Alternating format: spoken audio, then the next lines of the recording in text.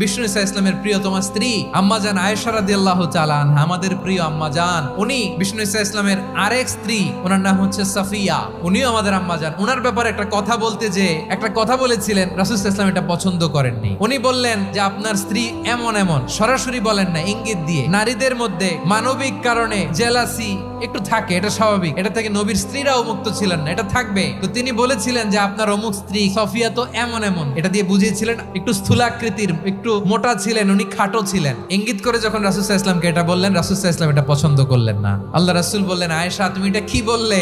এমন কথা তো তোমার কাছ থেকে আশা করি নাই। তুমি আমার আরেক বিবির ব্যাপারে এমন কথা বললে। আয়েশা তুমি কি জানো, তুমি এমন একটা কথা মুখ দিয়ে উচ্চারণ করেছো, এই শব্দগুলো যদি সাগরের পানিতে ছেড়ে দেওয়া হয়, এই কথার তিক্ততার, পঙ্কিলতার কারণে নীল সাগরের পানি মুহূর্তেই কালো হয়ে যাবে।